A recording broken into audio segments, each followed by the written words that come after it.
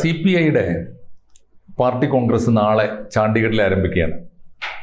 CPIയുടെ കണക്കനുസരിച്ച് Indian communist പാർട്ടിയുടെ 100 വയസ്സ് പൂർത്തിയാകുകയാണ്. CPM അത് അംഗീകരിക്കുന്നില്ല. CPMന് അതിനേക്കാളും 4 വർഷം കൂടുതലാണെന്ന് തോന്നുന്നു അല്ലേ? അപ്പോൾ 5 വർഷം കൂടുതലാണ്.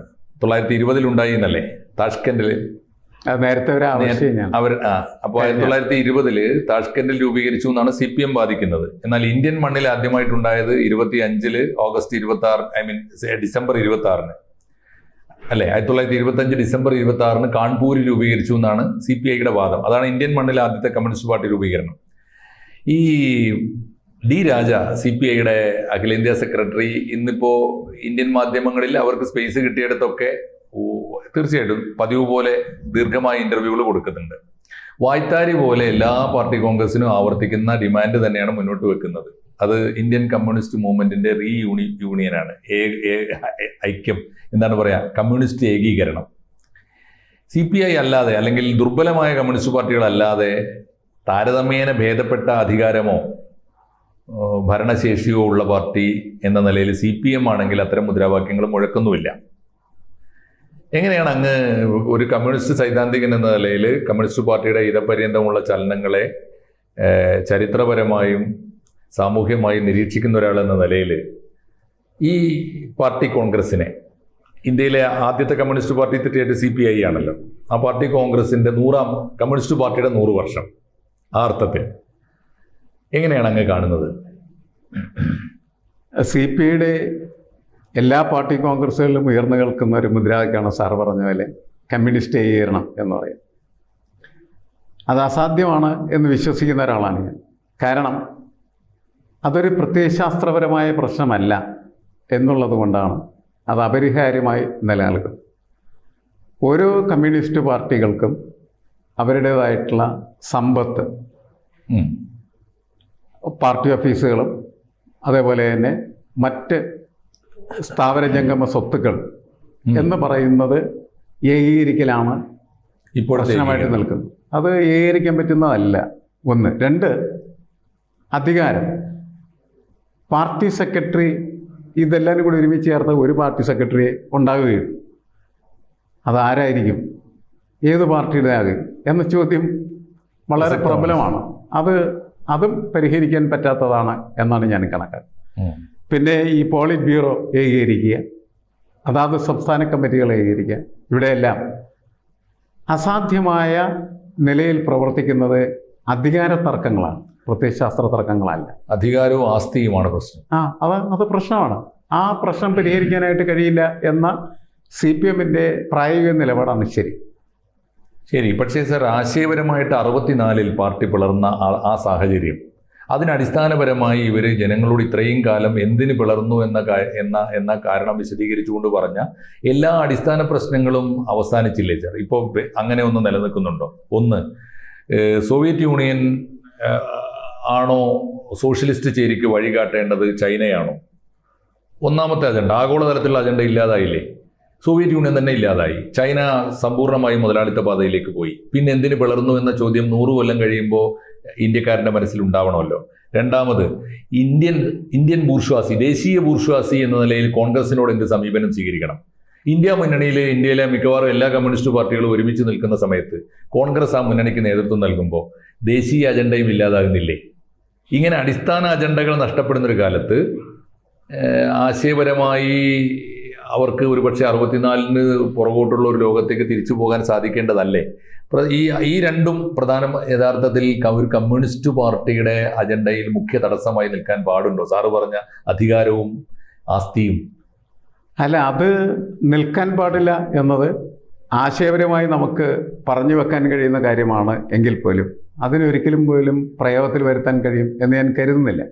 അതുകൊണ്ടാണ് ഞാനത് അസാധ്യമാണ് എന്ന് പറഞ്ഞത്.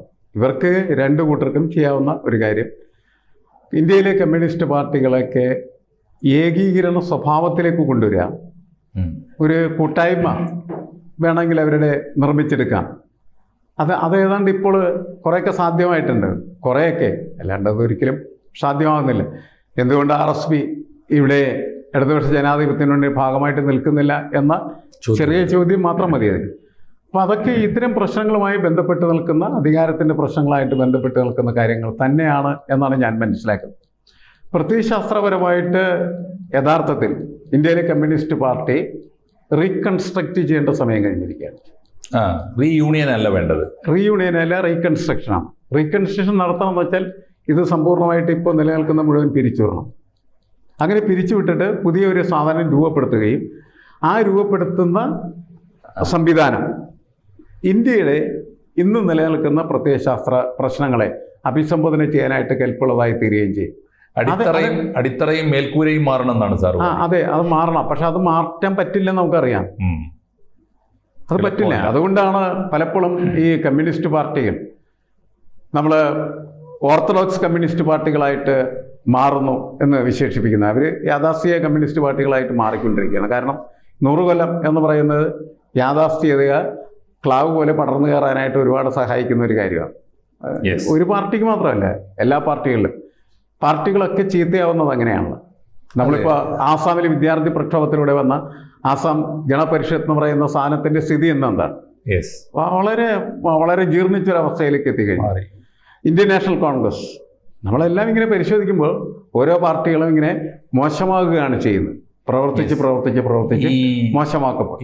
യാഥാസ്ഥിക കമ്മ്യൂണിസ്റ്റ് പാർട്ടി എന്ന പ്രയോഗം സാറ് നടത്തുമ്പോഴാണ് ഇവർക്ക് നേരെ ഇന്ത്യൻ സമൂഹം, ലോകം തന്നെ ഉന്നയിക്കുന്ന ഏറ്റവും പ്രധാനപ്പെട്ട ആക്ഷേപം, നിങ്ങൾ കമ്മ്യൂണിസ്റ്റുകാർ അപ്ഡേറ്റ് ചെയ്യപ്പെടുന്നില്ല, അപ്ഡേഷൻ നടക്കുന്നില്ല എന്നതല്ലേ? അതെ, അപ്ഡേഷൻ നടക്കുന്നില്ല. ഇവരുടെ ഒന്നുമില്ല. കമ്മ്യൂണിസ്റ്റ് പാർട്ടികൾ എപ്പോഴും മുന്നോട്ട് വെക്കുന്ന ഒരാശയം മാർക്സിൻ്റെ ഒരു വാചകമാണല്ലോ, മാറ്റമല്ലാത്തതായിട്ടുള്ളത് എന്ന് പറയുന്നത്. എന്ന് വെച്ചാൽ എവരിത്തിങ് ഈസ് ചേഞ്ചിങ്, എല്ലാം മാറിക്കൊണ്ടിരിക്കുകയാണ്. ആ മാറിക്കൊണ്ടിരിക്കുന്ന ലോകത്ത് മാറാതെ നിൽക്കുന്ന ഒരു പ്രത്യയശാസ്ത്രത്തിന് പ്രസക്തിയില്ല, അത് മാറണം. കാരണം ഇപ്പോൾ വ്യവസായ വിപ്ലവത്തിൻ്റെ കാലത്ത് രൂപപ്പെട്ടു വന്ന ഒരു സാമൂഹ്യ പ്രശ്നങ്ങൾ, തൊഴിലാളികളുടെ പ്രശ്നങ്ങൾ, അതിനെ അഭിസംബോധന ചെയ്യാനാണ് യഥാർത്ഥത്തിൽ കമ്മ്യൂണിസം ഉണ്ടാകുന്നത്. അതെ, അത് ഫലപ്രദമായിരുന്നു, വിജയവുമായി.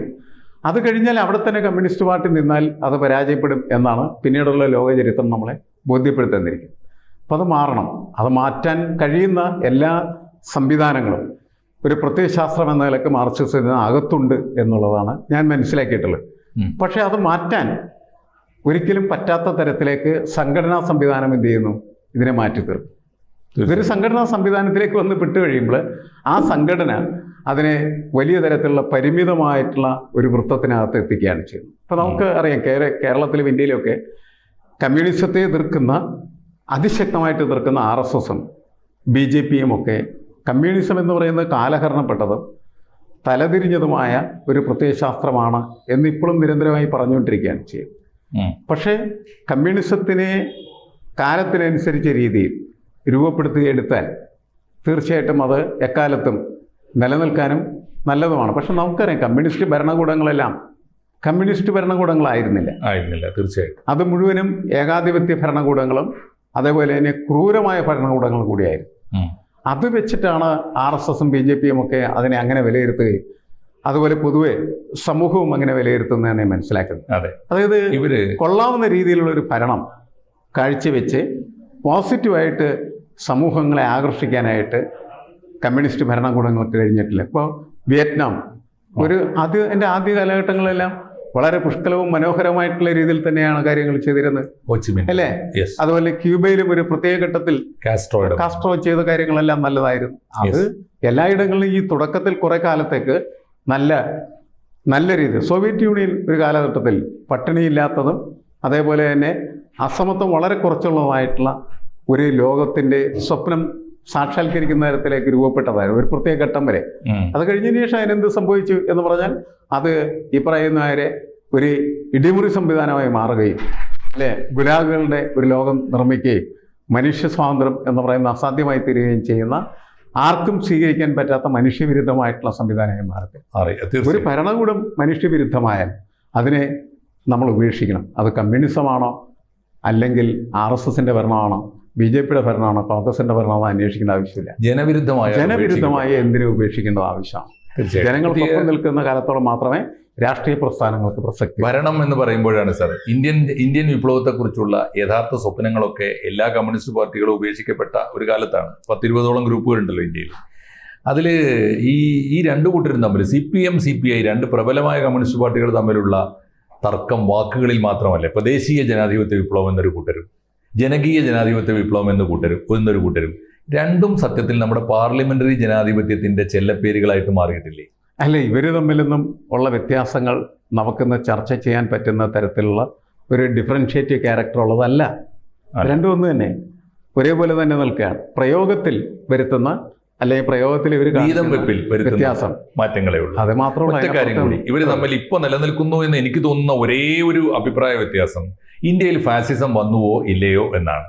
വന്നുവെന്നും ഇന്ത്യൻ ഭരണകൂടം, സംഘപരിവാർ ഭരണകൂടം അല്ലെങ്കിൽ BJP ഭരണകൂടം ഫാസിസ്റ്റ് വാഴ്ചയാണ് നടത്തിക്കൊണ്ടിരിക്കുന്നത് എന്നും ഇപ്പോൾ വളരെ ദുർബലമായ സ്വരത്തിലെങ്കിലും CPI പറഞ്ഞുകൊണ്ടിരിക്കുന്നുണ്ട്. അല്ല, ഞാൻ പറയുന്നത് ഇതെന്ത് തമാശയാണ്. ഒരു ഭരണകൂടം ഫാസിസ്റ്റ് ആണോ, ഫാസിസ്റ്റ് സ്വഭാവം കാണിക്കുന്നതാണോ എന്ന് ചർച്ച ചെയ്യാൻ നാണമില്ലേ? അതെ അതെ, ആ അസംബന്ധമാണ് ഇവർ പറഞ്ഞുകൊണ്ടിരിക്കുന്നത്. ഇവർക്കൊന്നും പ്രത്യേകിച്ച് ക്രിയേറ്റീവായി സൃഷ്ടിപരമായി പറയാനില്ലാതിരിക്കുന്ന സമയത്ത് പറയേണ്ടതായിട്ടുള്ള കാര്യം മാത്രമാണ്. വെറും ഒരു വായ്ത്താരി. അതെ അല്ലേ? പകരം എന്താണെന്ന് വെച്ചാൽ സമൂഹത്തിനകത്ത് യഥാർത്ഥത്തിൽ സംഭവിക്കുന്ന കാര്യങ്ങളിൽ കൃത്യമായിട്ടുള്ള നിലപാടെടുക്കുകയും ജനപക്ഷത്ത് നിൽക്കുകയും ചെയ്യാം. അത് മാത്രമാണ് ഒരു പാർട്ടിക്ക് അതിജീവന സാധ്യത നൽകുന്നത്. ഫാസിസം വന്നിരുന്നെങ്കിൽ ഇവർക്കൊന്നും ഒരു പ്രസക്തിയും ഇല്ലല്ലോ. ഒറ്റ കാര്യം കൂടി സാർ, അങ്ങനെയാണെങ്കിൽ ഇവർ അപ്ഡേറ്റ് ചെയ്യുന്നില്ല എന്ന ആക്ഷേപം കമ്മ്യൂണിസ്റ്റുകാർക്കെതിരെ വ്യാപകമായി ഉന്നയിക്കുന്നുണ്ട്. സാറും കൃത്യമായിട്ട് അത് പറഞ്ഞു. പക്ഷെ ലോകം എവിടെ എത്തി നിൽക്കുന്നു എന്ന് ഇവർ അറിയുന്നില്ല എന്നാണ് എൻ്റെ അർത്ഥം.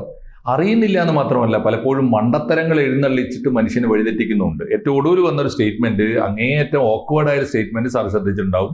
കമ്മ്യൂണിസ്റ്റ് പാർട്ടിയുടെ പ്രമുഖനായ ഒരു നേതാവിന്റെ ഭാഗത്തു നിന്നാണ് വന്നത്. AI വന്നാൽ, നിർമ്മിത ബുദ്ധി വന്ന് സോഷ്യലിസം ഉണ്ടാക്കിക്കൊള്ളും. അല്ല, ഗോവിന്ദ മാസ്റ്ററാണ് പറഞ്ഞത് അല്ലേ? സൈദ്ധാന്തികനാണ് താനും. ഞാൻ കാണുന്ന കാര്യം ഞാനന്ന് തന്നെ അത് പറഞ്ഞു. സാർ പറഞ്ഞ കേട്ടിട്ടുണ്ട്. വളരെ കൃത്യമായിട്ട് ഇദ്ദേഹത്തിന്റെ ഒന്നും അറിയാൻ പാടില്ലാതെ ഒരാൾ മാർക്സിസ്റ്റ് സൈദ്ധാന്തികനായിട്ട് പ്രസ്താവന നടത്തുമ്പോൾ ഉണ്ടാകുന്ന ദുരന്തമാണ് അവിടെ സംഭവിക്കുന്നത്. ആരെങ്കിലും ഇപ്പോൾ മാർക്സിസം പഠിക്കുന്നുണ്ട്? അതെ, സത്യം. ആരും പഠിക്കുന്നില്ല. മാർക്സിസം പഠിക്കുക, എന്നിട്ട് പ്രയോഗിക്കാനായിട്ട് പരിശ്രമിക്കുക.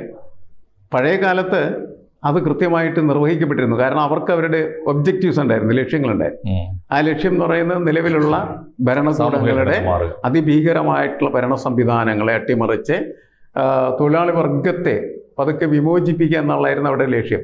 അതിനെങ്ങനെ മാർക്സിസം ഒരു ടൂൾ, ഒരു ഉപകരണമായിട്ട് ഉപയോഗിക്കാം എന്ന് പഠിക്കുകയും മനസ്സിലാക്കുകയും പ്രയോഗത്തിൽ വരുത്താൻ ശ്രമിച്ച ആളുകളാണ് P. കൃഷ്ണപിള്ള മുതൽ ഇങ്ങോട്ടുള്ള നേതാക്കന്മാരെല്ലാം. ആ സമീപനം ഇന്നത്തെ ഒരു രാഷ്ട്രീയ നേതാവിനില്ല. ഇവർക്ക് അറിയില്ല മാർക്സിസം എന്താണെന്ന് അറിയാൻ പാടില്ലാതെയാണ് ഇവരിന്ന് മാർക്സിസത്തിൻ്റെ പേരിൽ വലിയ പ്രസ്ഥാനങ്ങൾ നടത്തി മുന്നോട്ട് പോയിക്കൊണ്ടിരിക്കുന്നത്. അതാണ് തകരാറ് എന്നാണ് ഞാൻ മനസ്സിലാക്കുന്നത്. ആ ദുരന്തമാണ് ഇന്ത്യയിലെ കമ്മ്യൂണിസ്റ്റ് മൂവ്മെന്റിന് സംഭവിച്ചിരിക്കുന്നത്. തീർച്ചയായിട്ടും 100 കൊല്ലമല്ല 105 കൊല്ലമാണോ എന്ന കാര്യത്തിൽ തർക്കിക്കുമ്പോഴും മാർക്സിസം എവിടെയുണ്ട് എന്ന ചോദ്യമാണ് യഥാർത്ഥത്തിൽ ഇവർ നേരിടുന്നത്, അല്ലേ? തീർച്ചയായിട്ടും ഈ പാർട്ടി കോൺഗ്രസ് ഇത്തരം അടിസ്ഥാന കാര്യങ്ങളിലേക്ക് എപ്പോഴെങ്കിലും ഒന്ന് ചർച്ചയുടെ കുന്തമുനകൾ തിരിച്ചു വെക്കുമോ എന്ന ചോദ്യം ഉന്നയിച്ച് സാറിന് വല്ലതും ചേർത്ത് പറയാനുണ്ടെങ്കിൽ അവസാനിപ്പിക്കാം. അല്ലേ, എനിക്ക് തോന്നുന്നു ഇതാണ്, ഓരോ കാലഘട്ടത്തിലും മനുഷ്യൻ ഒരുപാട് പ്രശ്നങ്ങളെ അഭിമുഖീകരിക്കും. ആ പ്രശ്നങ്ങളിൽ നിന്ന് അവനെ വിമോചനമുണ്ടാക്കുക എന്നുള്ളത്, അതാണ് ഒരു രാഷ്ട്രീയം. അതാണ് എങ്ങനെയാണ് ആ വിമോചനം സാധ്യമാകുക എന്നതാണ് രാഷ്ട്രീയം. അതിന് നമുക്ക് പല ടൂളുകൾ ഉപയോഗിക്കാം. ഇപ്പോൾ മഹാത്മാഗാന്ധിയുടെ അഹിംസാ സിദ്ധാന്തം ഉപയോഗിക്കാം. അതുപയോഗിച്ചാണ് മാർട്ടിൻ ലൂതർ കിങ് അമേരിക്കയിൽ പ്രവർത്തനം നടത്താനായിട്ട് തീരുമാനിക്കുന്നത്. അതുപോലെ മാർക്സിസത്തിൻ്റെ ടൂളുകൾ നമുക്ക് വേണമെങ്കിൽ ഉപയോഗിക്കാം. പഴയ കാലത്തുണ്ടായിരുന്ന സോഷ്യലിസത്തിൻ്റെ പല രീതികളുണ്ട്. നിങ്ങൾക്കത് ഏത് സ്വീകരിക്കാം എന്ന അടിസ്ഥാനപരമായിട്ടുള്ള അന്വേഷണം നടത്താൻ തയ്യാറായാൽ മാത്രമാണ് ഇന്ത്യയിൽ ഈ മാർക്സിസത്തെക്കുറിച്ച് സംസാരിക്കാൻ ആൾ പോലും ഉണ്ടാവുകയുള്ളൂ. തീർച്ചയായിട്ടും പാർട്ടിയല്ല, ആളുകൾ പോലും ഉണ്ടാവുകയുള്ളൂ. അതാണ് ഇവർ യഥാർത്ഥത്തിൽ പാർട്ടി കോൺഗ്രസ്സുകളിലൊക്കെ ചെയ്യേണ്ട വെല്ലുവിളി. ഒരു പാർട്ടി കോൺഗ്രസ്സിലും മാർക്സിസത്തിൻ്റെ അടിസ്ഥാനമായ വിഷയങ്ങൾ അപ്ഡേറ്റ് ചെയ്യപ്പെടുന്നില്ല എന്നുള്ളത് വലിയ പോരായ്മയാണ്. സമ്മേളനങ്ങളൊക്കെ ആചാരങ്ങളായി തീരുകയാണ്. പാർട്ടി കോൺഗ്രസിന് നേരെ ഉയർത്താവുന്ന, മാർക്സിസ്റ്റ് സൈദ്ധാന്തികന്റെ ഭാഗത്തുനിന്ന് ഉയർത്താവുന്ന ഏറ്റവും ശക്തമായ വെല്ലുവിളിയാണ് അങ്ങ് ഉയർത്തിയിരിക്കുന്നത്. കേൾക്കേണ്ടവർ കേൾക്കട്ടെ. നന്ദി സാർ. നന്ദി സാർ.